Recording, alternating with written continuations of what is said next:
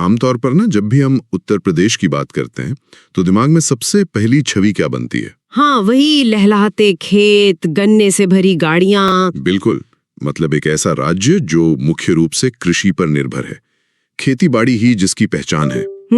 सदियों से यही पहचान रही है। लेकिन क्या कोई ये सोच सकता है कि वही राज्य अब आर्टिफिशियल इंटेलिजेंस और एक्सप्रेसवेज के दम पर $1 ट्रिलियन की अर्थव्यवस्था बनने की ओर इतनी तेजी से कदम बढ़ा रहा है? सच में ये बदलाव बहुत ही हैरान करने वाला है। और आज के इस विशेष गहन विश्लेषण में हम इसी अद्भुत और जमीनी बदलाव को डिकोड करने वाले हैं। बिल्कुल, और इस चर्चा के लिए जो स्रोत हमने चुना है वो बहुत ही खास और ऐतिहासिक है। हाँ, उत्तर प्रदेश आर्थिक सर्वेक्षण 2025-26। ऐतिहासिक इसलिए क्योंकि राज्य के विधायी इतिहास में पहली बार आधिकारिक रूप से कोई आर्थिक सर्वेक्षण प्रस्तुत किया गया है। वही तो सबसे आकर्षक बात है इसकी। तो आज का हमारा मुख्य मिशन यही है कि इस भारी भरकम रिपोर्ट के पन्नों के बीच छिपे जो सबसे अहम आंकड़े हैं, जो प्रवृत्तियां और नीतियां हैं, उनको एकदम सरल भाषा में समझा जाए, ताकि ये जो छात्र राज्य स्तरीय परीक्षाओं की तैयारी में जुटे हैं, जैसे यूपीएसएससी या यूपीएसआई, उनके लिए कोई भी जरूरी तथ्य छूट ना जाए। ठीक है, तो चलिए इसको थोड़ा विस्तार से समझते हैं। ये सर्वेक्षण न सिर्फ कुछ तालिकाओं या चार्ट्स का समूह नहीं है, बल्कि एक पूरे राज्य के कायाकल्प का विजन है। हाँ, और सबसे पहले ये समझना जरूरी है कि ये पहला आधिकारिक सर्वेक्षण अपने आप में इतना महत्वपूर्ण क्यों हो गया है।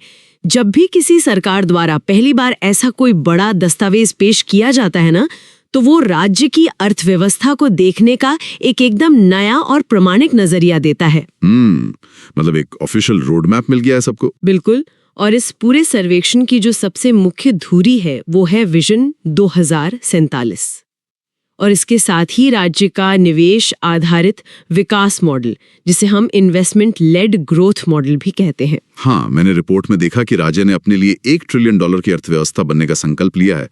ये कोई छोटी बात तो नहीं है? अरे बिल्कुल नहीं, $1 ट्रिलियन यानी करीब 83 लाख करोड़ रुपए। इसको अगर एक बड़ी तस्वीर के रूप में देखें तो $1 ट्रिलियन का मतलब है कि यूपी की अर्थव्यवस्था अकेले ही दुनिया के कई देशों की कुल इकोनॉमी को टक्कर देगी। जैसे स्विट्जरलैंड हो गया या सऊदी अरब हो गया।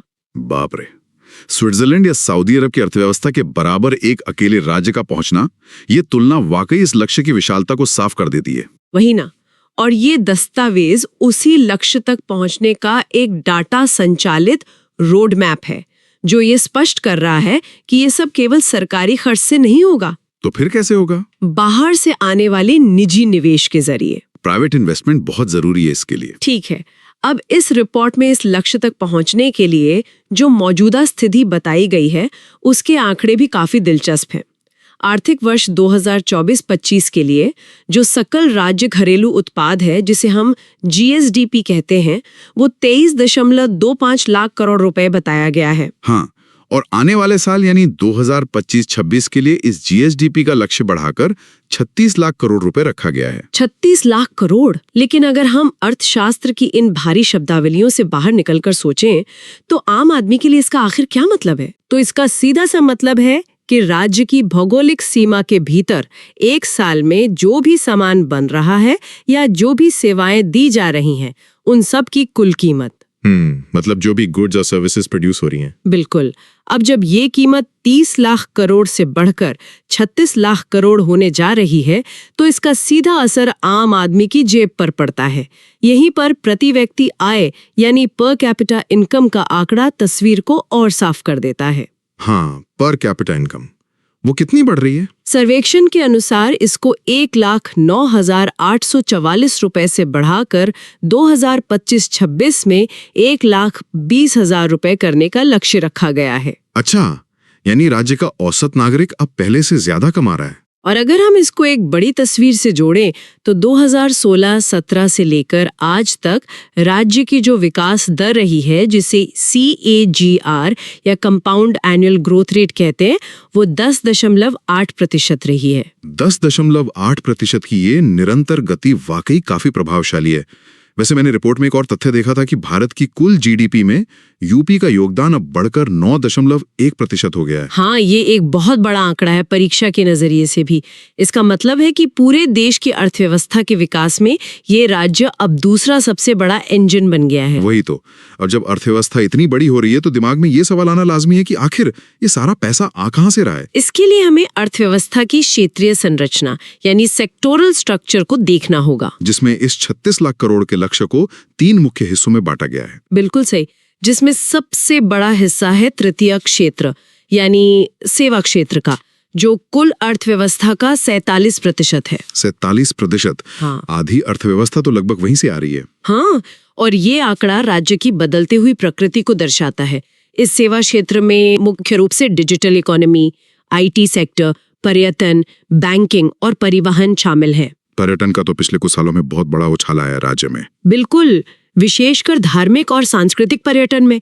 यूपी में जिस तरह से डिजिटल इंफ्रास्ट्रक्चर बढ़ा है और टूरिज्म बढ़ा है, उसने इस सेवा क्षेत्र को सबसे बड़ा स्तंभ बना दिया है। ठीक है, तो इसके बाद नंबर आता है प्राथमिक क्षेत्र का, यानी कृषि और उससे जुड़ी गतिविधियां, जिसका योगदान 27% है। भले ही ये दूसरे नंबर पर हो, लेकिन ये बात ध्यान रखनी चाहिए कि ये राज्य की ग्रामीण अर्थव्यवस्था, रोजगार और देश की खाद्य सुरक्षा का सबसे मजबूत आधार है।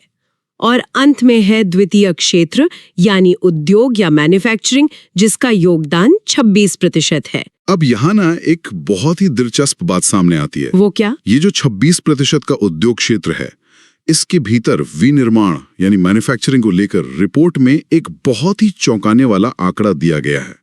मैन्युफैक्चरिंग जीवीए में 25% की ऐतिहासिक वृद्धि दर्ज की गई है। हाँ, ये 25% का जंप बहुत बड़ा है। लेकिन अक्सर लोग इस जीवीए और जीडीपी में उलझ जाते हैं। क्या इस 25% की छलांग को हम किसी आसान उदाहरण से समझ सकते हैं? हाँ, बिल्कुल। इसको एक बहुत ही सरल से उदाहरण से समझते हैं। जीवीए का पूरा नाम है ग्रॉस वैल्यू एडेड।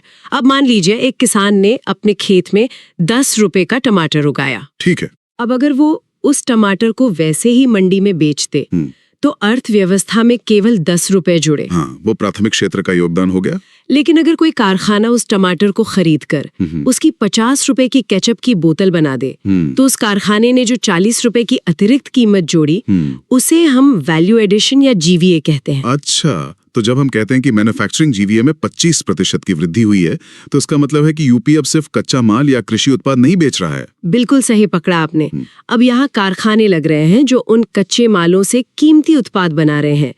राज्य अब मूल्य संवर्धन यानी वैल्यू एडिशन की दिशा में तेजी से भाग रहा है और देश के प्रमुख राज्यों में ये वृद्धि दर सबसे अधिक है। ये टमाटर वाला उदाहरण एकदम सटीक था। यानी हम सिर्फ टमाटर उगाने तक सीमित नहीं है, बल्कि केचप की फैक्ट्रीज भी राज्य में ही लग रही हैं। वही तो इस विश्लेषण का मूल तत्व है। लेकिन चूंकि बात टमाटर और खेती की आ ही गई है, तो चलिए राज्य की उस पहचान की ओर चलते हैं जो सदियों पुरानी है। प्राथमिक क्षेत्र जो अर्थव्यवस्था का 27% है, उसकी कुछ ऐसी राष्ट्रीय रैंकिंग्स हैं जो इस रिपोर्ट में प्रमुखता से उभारी गई हैं। हाँ, कृषि आंकड़ों की बात करें तो वो बहुत दिलचस्प है। बिल्कुल। यूपी को भारत का खाद्य भंडार कहा जाता है और आंकड़े देखकर ऐसा लगता है जैसे वो पूरे देश के नाश्ते का इंतजाम अकेला कर रहा हो। ये तुलना वाकई काफी मजेदार है और काफी हद तक सच भी है। अगर कोई उत्तर भारत के सबसे लोकप्रिय नाश्ते जैसे आलू के पराठे और चाय के बारे में सोचे तो उसका पूरा कच्चा माल उत्तर प्रदेश ही तो सप्लाई कर रहा है। हाँ, आंकड़े भी यही साबित करते हैं। बिल्कुल। दूध उत्पादन में उत्तर प्रदेश पूरे देश में नंबर 1 पर है, जिसका राष्ट्रीय योगदान 15.66% है। उसके अलावा गन्ने और आलू के उत्पादन में भी ये राज्य प्रथम स्थान पर है। और अगर हम कुल खाद्यान्न यानी अनाज की बात करें, वहां भी आंकड़े शानदार हैं। राज्य ने 737.4 लाख मैट्रिक टन का उत्पादन किया है। ये पूरे भारत के कुल खाद्यान्न का 20.6% है। देश का लगभग 1/4 हिस्सा। हाँ, यानी पूरे देश का 5वां हिस्सा अनाज सिर्फ इसी एक राज्य की मिट्टी से पैदा हो रहा है। ये प्रथम स्थान पर होने का सबूत है। देश का 20% अनाज, ये वाकई कोई छोटा आंकड़ा नहीं है। लेकिन इस रिपोर्ट को गहराई से पढ़ने पर एक और बात पता चलती है। ये सिर्फ इसलिए नहीं है क्योंकि राज्य के पास जमीन बहुत ज्यादा है, इसमें खेती के आधुनिकीकरण का भी बड़ा हाथ है, जो अब बढ़कर 193.7% तक पहुंच गया है। और कृषि की उत्पादकता भी तो बढ़ी है। जीवीए प्रति हेक्टेयर जो पहले 0.98 लाख रुपए था, वो अब बढ़कर 1.73 लाख रुपए हो गया है। ये दोनों बहुत ही महत्वपूर्ण बिंदु है जो जमीनी हकीकत को समझाते हैं।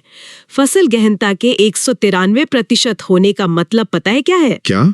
इसका मतलब है कि किसान अब साल भर में अपने खेत को खाली नहीं छोड़ रहे हैं। एक ही खेत से साल भर में लगभग 2 फसलें या उससे अधिक ली जा रही हैं। अच्छा, और ये किसके चलते संभव हुआ है? ये सिंचाई की बेहतर सुविधाओं और नई तकनीकों के कारण ही संभव हुआ है। और इसी दिशा में ना सरकार ने उन्नत बीजों के विकास के लिए लखनऊ में एक बीज पार्क या सीड पार्क की स्थापना की है। ये सीड पार्क वाला कॉन्सेप्ट बहुत नया लग रहा है। हाँ, और ये बहुत जरूरी भी है। ये पार्क सुनिश्चित करेगा कि किसानों को जलवायु परिवर्तन को झेल सकने वाले और अधिक उपज देने वाले बीज राज्य के भीतर ही मिल जाएं। लखनऊ के बीज पार्क की ये बात परीक्षा के दृष्टिकोण से काफी अहम है। चलिए अब कृषि और बीजों से आगे बढ़ते हैं और उस क्षेत्र की बात करते हैं जिसने इस पूरी अर्थव्यवस्था में सबसे ज्यादा हलचल मचा रखी है। आप उद्योग और बुनियादी ढांचे की बात कर रहे हैं? बिल्कुल। जिस इन्वेस्टमेंट लेड मॉडल की हमने शुरुआत में बात की थी, उसे जमीन पर उतारने के लिए सरकार ने औद्योगिक विकास की एक ट्रिपल रणनीति अपनाई है। मैंने रिपोर्ट में देखा कि ये 3 S हैं: सेफ्टी, स्टेबिलिटी और स्पीड। ये SSS मॉडल ना निवेश को आकर्षित करने का कोर इंजन है। इसको थोड़ा विस्तार से समझें तो सबसे पहले आता है सेफ्टी यानी सुरक्षा। सुदृढ़ कानून व्यवस्था ने निवेशकों के मन से डर खत्म किया है। हाँ, वो तो सबसे पहली शर्त होती है किसी भी निवेशक की। बिल्कुल। दूसरा है स्टेबिलिटी यानी स्थिरता। सरकार की नीतियों में रातों रात बदलाव नहीं हो रहा है। इससे जो इन्वेस्टर्स हैं उनको लंबे समय की योजना बनाने में आसानी होती है। और तीसरा S, वो है स्पीड यानी गति। लाल फीताशाही को कम करके प्रक्रियाओं को तेज किया गया है और इसी स्पीड का सबसे बड़ा उदाहरण है निवेश मित्रा पोर्टल। हाँ, ये पोर्टल तो काफी चर्चा में रहा है। वही, ये एक सिंगल विंडो सिस्टम है जहां उद्योगपतियों को अलग अलग दफ्तरों के चक्कर नहीं काटने पड़ते और इसी सिस्टम के कारण राज्य को 50 लाख करोड़ रुपए से अधिक के औद्योगिक निवेश प्रस्ताव प्राप्त हुए हैं। 50 लाख करोड़ रुपए के प्रस्ताव। अब इनको जमीन पर उतारने के लिए राज्य में कुछ विशेष औद्योगिक क्लस्टर्स का निर्माण किया जा रहा है। और जब मैं इस हिस्से को रिपोर्ट में पढ़ रहा था तो ये सबसे ज्यादा भविष्योन्मुखी या फ्यूचरिस्टिक लगा। हाँ, सरकार ने अलग अलग शहरों को उनकी विशेषज्ञता के हिसाब से बांट दिया है। जैसे लखनऊ को AI सिटी यानी आर्टिफिशियल इंटेलिजेंस सिटी बनाया जा रहा है और नोएडा को IT और डेटा सेंटर हब के रूप में तैयार किया जा रहा है। बिल्कुल। और इसके अलावा 2 और अहम क्लस्टर्स हैं जिन पर हमें और खासकर परीक्षा की तैयारी कर रहे छात्रों को ध्यान देना चाहिए। पहला है कानपुर, जो कभी अपनी सूती मिलों के लिए जाना जाता था। हाँ, मैनचेस्टर ऑफ द ईस्ट कहते थे उसको। वही, अब उसे ड्रोन निर्माण और परीक्षण हब यानी ड्रोन हब बनाया जा रहा है। और दूसरा है बुंदेलखंड, जो कभी पानी की किल्लत और पिछड़ेपन का प्रतीक माना जाता था। वहां अब डिफेंस इंडस्ट्रियल कॉरिडोर विकसित किया जा रहा है, जहां हथियारों और रक्षा उपकरणों का निर्माण होगा। कानपुर ड्रोन के लिए और बुंदेलखंड डिफेंस के लिए। ये सच में राज्य की उस पुरानी छवि को तोड़ने वाला है। और लखनऊ में जो AI सिटी बन रही है, उसका मतलब ये थोड़ी है कि सड़कों पर अब रोबोट घूमेंगे। नहीं, इसका मतलब है कि वहां ऐसे टेक पार्क्स, रिसर्च लैब्स और स्मार्ट ग्रिड्स बनाए जा रहे हैं जो दुनिया भर की बड़ी टेक कंपनियों को अपना बेस बनाने के लिए आकर्षित करेंगे। लेकिन जब इतने बड़े उद्योग लगेंगे, AI सिटी और डेटा सेंटर्स बनेंगे, तो उनके लिए विश्वस्तरीय सड़कों और कनेक्टिविटी की भी तो जरूरत होगी ना। वही तो अगले कदम की बात है। बुनियादी ढांचे के मामले में ये रिपोर्ट साफ बताती है कि राज्य को एक्सप्रेसवे प्रदेश का टैग ऐसे ही नहीं मिला है। हाँ, कुल 22 एक्सप्रेसवेज का नेटवर्क है, जिसमें से 7 पे तो गाड़ियां दौड़ रही हैं और बाकी निर्माणाधीन है। बुनियादी ढांचे का ये जो नेटवर्क है ना, यही वो रक्तवाहिनी है जो इस पूरी अर्थव्यवस्था को ऑक्सीजन पहुंचाएगी। एक्सप्रेसवेज के अलावा अगर हम एविएशन या विमानन की बात करें तो 24 हवाई अड्डों का लक्ष्य रखा गया है, जिसमें जेवर एयरपोर्ट सबसे बड़ा प्रोजेक्ट है। एकदम सही। जेवर एयरपोर्ट इस पूरे खेल का सबसे बड़ा गेम चेंजर है। इसको पूरे उत्तर भारत का सबसे बड़ा कार्गो और लॉजिस्टिक हब माना जा रहा है। और रेलवे में तो राज्य पहले से ही देश का सबसे बड़ा नेटवर्क रखता है।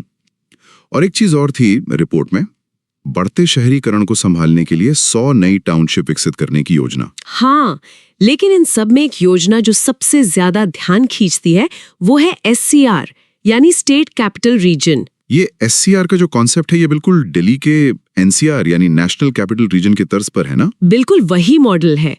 रिपोर्ट के अनुसार लखनऊ और उसके आसपास के सीमावर्ती जिलों को मिलाकर इस एससीआर का गठन प्रस्तावित है, ताकि जो विकास है वो केवल एक शहर तक सीमित ना रहे, बल्कि पूरे क्षेत्र का एक नियोजित शहरीकरण हो सके। ये एक बहुत ही दूरंदेशी कदम लगता है।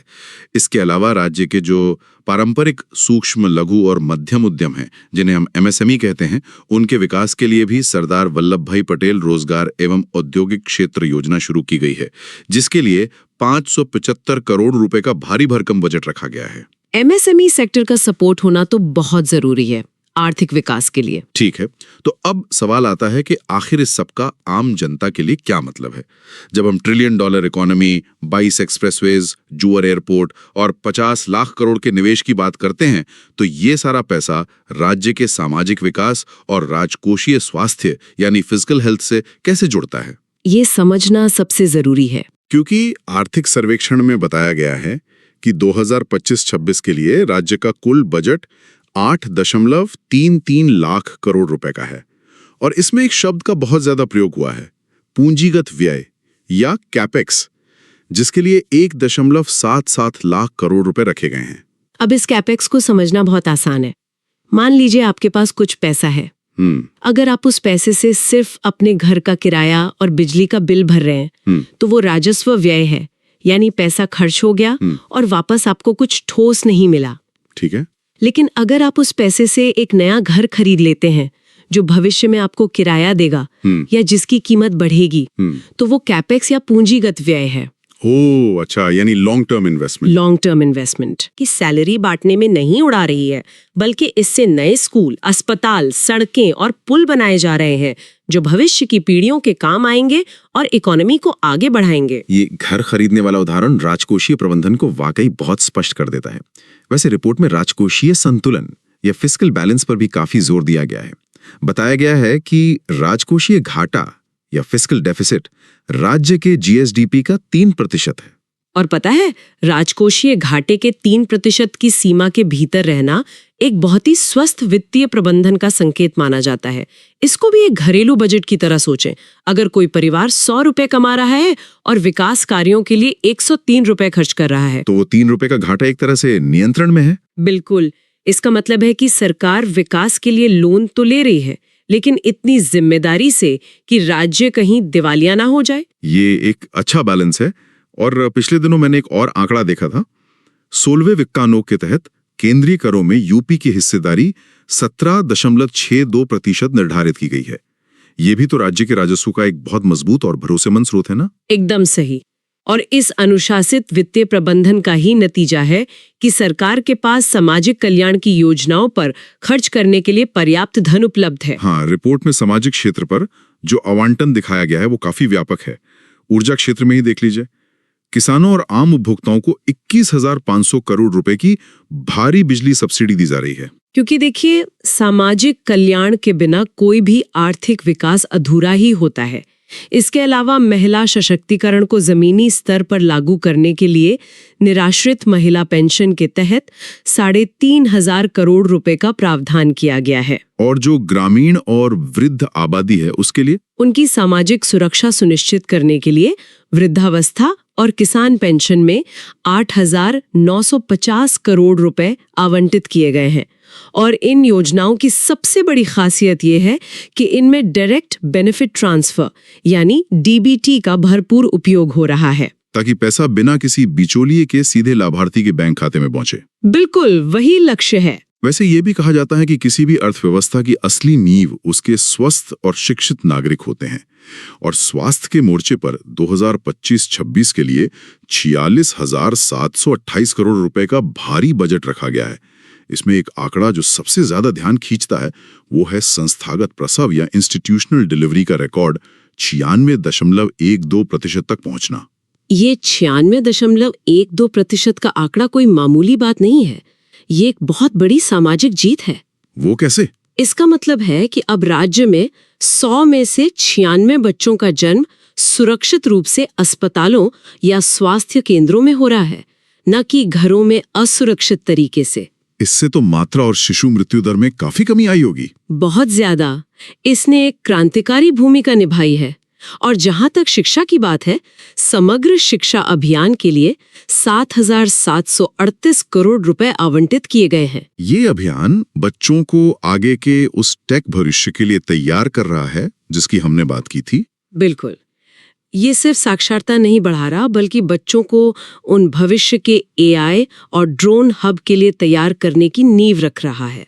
उच्च शिक्षा में भी महिलाओं की भागीदारी का बढ़ना ये दिखाता है कि विकास का लाभ समाज के हर वर्ग तक पहुंच रहा है। ठीक है, अब चूंकि हमने अर्थव्यवस्था के हर अहम पहलू पर काफी गहराई से चर्चा कर ली है, तो क्यों ना एक क्विक रिकैप कर लें इस पूरी रिपोर्ट के कुछ ऐसे विशिष्ट तथ्य जो किसी भी राष्ट्रीय या राज्य स्तरीय सूचकांक में राज्य की नई स्थिति को दर्शाते हैं। हाँ, ये परीक्षा के नजरिए से वन लाइनर्स की तरह काम आएंगे। मैंने रिपोर्ट में देखा कि कुछ क्षेत्रों में उत्तर प्रदेश ने राष्ट्रीय स्तर पर पहला स्थान हासिल किया है। एक रैपिड फायर अंदाज में इनको दोहरा लेते हैं। चलिए, अगर हम पूंजीगत निवेश यानी कैपेक्स की बात करें, जिसका उदाहरण हमने अभी वो घर खरीदने वाला दिया था, उसमें यूपी आज पूरे देश में प्रथम स्थान पर है। यानी पूरे भारत की कुल पूंजीगत व्यय का 16.3% अकेले इस राज्य से आ रहा है। बिल्कुल। उसके अलावा दूध और कुल खाद्यान्न उत्पादन में तो राज्य प्रथम है ही, जैसा हमने पहले बात की। लेकिन एक और सूचकांक है जो राज्य की भविष्य की दिशा तय करता है। आप नेटवर्क रेडीनेस इंडेक्स यानी NRI 2025 की बात कर रही है ना? हाँ। ये वाकई चौंकाने वाला है कि आर्टिफिशियल इंटेलिजेंस से जुड़े पब्लिकेशंस और टेलीकॉम क्षेत्र में निवेश के मामले में यूपी न केवल राष्ट्रीय बल्कि वैश्विक स्तर पर प्रथम स्थान पर आंका गया है। वही तो इस रिपोर्ट का सबसे नया और बड़ा बदलाव है। और इसके अलावा जो राज्य समुद्र तट से दूर होते हैं, यानी जो भू आबद्ध या लैंडलॉक्ड राज्य होते हैं, उनकी भी एक अलग श्रेणी होती है। हाँ, उनको अपना माल बाहर भेजने में थोड़ी मुश्किल होती है। बिल्कुल। लेकिन निर्यात तत्परता सूचकांक या एक्सपोर्ट प्रिपेयर्डनेस इंडेक्स 2024 में लैंडलॉक्ड राज्यों की श्रेणी में यूपी का चौथा स्थान है। वाह, इसका मतलब है कि बिना किसी समुद्री बंदरगाह के भी राज्य ने अपने एक्सप्रेसवेज और ड्राई पोर्ट्स के दम पर अपने माल को दुनिया भर में भेजने की एक बहुत मजबूत व्यवस्था बना ली है। एकदम सही। और इसी इनोवेशन के माहौल का नतीजा है कि स्टार्टअप इकोसिस्टम में भी राज्य आज देश के प्रमुख राज्यों में चौथे स्थान पर खड़ा है। तो आखिर में इस पूरे विस्तृत विश्लेषण का सार यही निकलता है कि उत्तर प्रदेश का ये पहला आर्थिक सर्वेक्षण 2025-26 कोई साधारण सरकारी दस्तावेज बिल्कुल नहीं है। नहीं, ये एक स्पष्ट उद्घोषणा है। बिल्कुल, कि राज्य अपनी पुरानी केवल कृषि आधारित छवि की खोल से बाहर निकल चुका है। एक तरफ राज्य की उपजाऊ मिट्टी 737 लाख मीट्रिक टन अनाज और देश का 15% दूध पैदा कर रही है, तो वहीं दूसरी तरफ लखनऊ की AICT, कानपुर का ड्रोन हब और 22 एक्सप्रेसवेज का जाल एक तकनीकी रूप से बेहद उन्नत राज्य की तस्वीर उकेर रहा है। और विजन 2047 और $1 ट्रिलियन इकोनॉमी का लक्ष्य सिर्फ नारे नहीं है, बल्कि एक सोची समझी रणनीति का हिस्सा है। वाकई इस भारी भरकम और जटिल रिपोर्ट को इतने तार्किक और सरल तरीके से डिकोड करने और इस चर्चा का हिस्सा बनने के लिए आपका बहुत बहुत धन्यवाद। धन्यवाद। और इस रोचक चर्चा को समाप्त करने से पहले ना, मैं श्रोताओं के दिमाग में एक विचारणीय प्रश्न छोड़ना चाहूंगी। जरूर बताएं। देखिए, ये पूरा आर्थिक सर्वेक्षण स्पष्ट रूप से इन्वेस्टमेंट लेड मॉडल और हाई टेक मैन्युफैक्चरिंग की बात करता है। जरा सोचिए, अगर उत्तर प्रदेश, जो आबादी के लिहाज से दुनिया के कई बड़े देशों से भी बड़ा है, 2047 तक सफलतापूर्वक इस उच्च तकनीकी AI संचालित और $1 ट्रिलियन अर्थव्यवस्था के अपने लक्ष्य को हासिल कर लेता है, तो ये केवल भारत के भीतर ही नहीं बल्कि पूरे दक्षिण एशिया के आर्थिक और राजनीतिक शक्ति संतुलन को किस हद तक बदल कर रख देगा, इस बारे में जरूर सोचिएगा। बाप रे, ये एक ऐसा सवाल है जो इस पूरी चर्चा को एक बहुत ही वृहद और वैश्विक परिप्रेक्ष्य में ले जाकर खड़ा कर देता है। एक राज्य का ये कायाकल्प केवल उसकी अपनी सीमाओं तक सीमित नहीं रहने वाला है। आज के इस गहन विश्लेषण में बस इतना ही।